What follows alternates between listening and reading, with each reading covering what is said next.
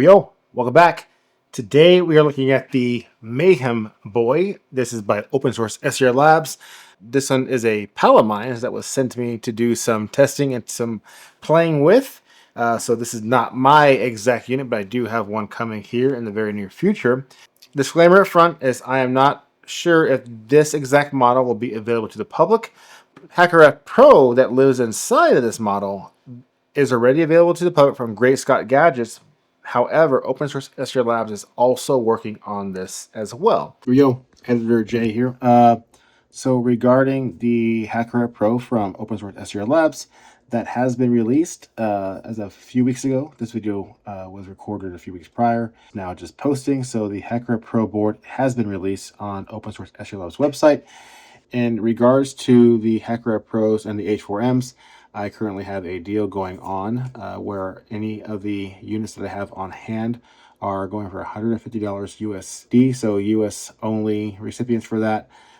Shipping to all 49 states, so not Hawaii, sorry guys. If you are looking for a H4M stock edition along with all the antennas, then hit me up on my Discord. I'll put you a link in the description below for that as well. So yeah, you can save some major dollars as of right now from the cost of $280-ish from OpenSourceSDR-LABS.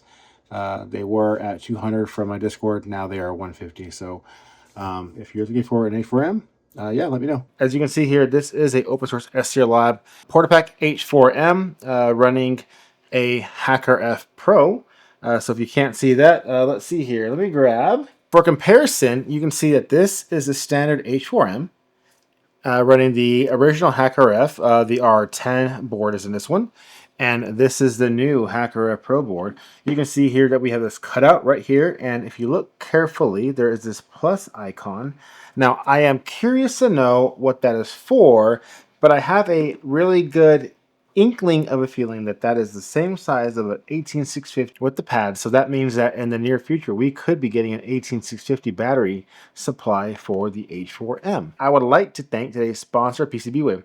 So if you guys do not know who PCBWay is, well, they make PCBs. If you had a design of your own and you wanted to have it go from a design from a KCAD or any other kind of online or digital format to an actual tangible format, I would definitely recommend using PCBWay. They can do everything from 3D printing services, CNC machining, sheet metal bending, injection molding, and a ton of other features. And as well as they have a current contest going on from here to the month of June for the best KCAD designs. So check that out. If you are a PCB designer, I definitely recommend going to PCBWay and signing up for that competition so you can possibly win some sweet prizes from PCBWay. So again, thank you PCBWay for all your support, sponsorship, and your love and kindness to this channel and to the community. I greatly appreciate it as always. So what is different from the HackRF Pro versus the regular HackRF? We did a video on the R10 board, right? And then we did a video on the compare and contrast of the Clifford Heath 2025 R10 Plus board.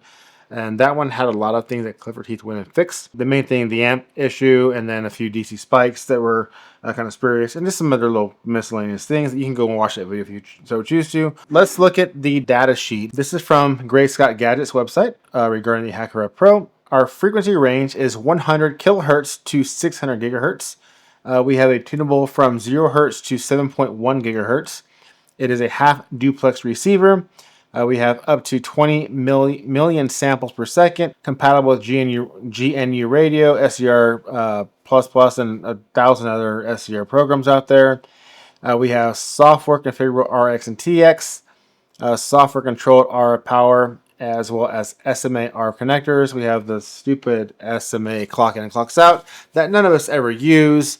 And then we have our high-speed 2.0 USB-C connector. On the deeper dive, we now have a wider frequency range. I believe this one was up to 1 megahertz to 6 gigahertz, where now, like I said earlier, we have that ability to go to 100 kilohertz to 6 gigahertz. A proper TCXO crystal oscillator for superior timing. We have a logic upgrade from the CPLD to a proper FPGA. Now, what that means is that The CPLD stood for Complex Programmable Logic Device, or the FPGA's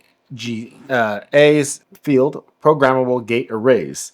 The difference is that pretty much you have how they run things in the background. You have limited memory space, where this one has more memory space. Why one or the other? Well, the CPLDs, the bootloaders, they work great for bootloaders, power on sequencing, glue logic, and simple interfaces, where the FPGAs are for high-speed data processing, digital signal processing, and complex AI algorithms and video processing. So not really so much on the AI side of things or the video side of things. You're going to see here when I boot these two guys on the different. We're going to go HackRF Pro over here on the right, and then HackRF regular edition on the left. And we're going to boot these guys on, hopefully at the same time. If I can get this going. Ready? Here we go. 1, 2, and 3. It again. One more time. All right, ready? 1, 2, and 3. Okay, so similar boot up times. Now, however, if I go over here and I go to my home screen, ready, 1, 2, and 3, see that the HackRF Pro is way faster. And then if I go to receive, again, HackRF Pro loading quite faster. And then if I go to ADS-B, that's just kind of how that goes. I did notice too that the response time on everything is a lot faster on the HackRF Pro, so that's really good. On the receive side of things, I'm going to have to say that the HackRF Pro is still winning. I do not have a VNA with me at this moment to test this, but when I get my actual unit in, you can guarantee you that I will be doing actual testing via VNA from the SMA out to this guy. I just really wanted to make this video kind of showcasing what is coming down the pipeline from OpenSourceSDR Labs regarding the HackRF Pro. As of right now, there is no timeline, so stay tuned for the OpenSourceSDR Labs website. I will put a link in the description below, as well as a code to save some dollars off your first order, or any order really. You guys definitely stay tuned. Updates regarding the PortaPack H4M Pro.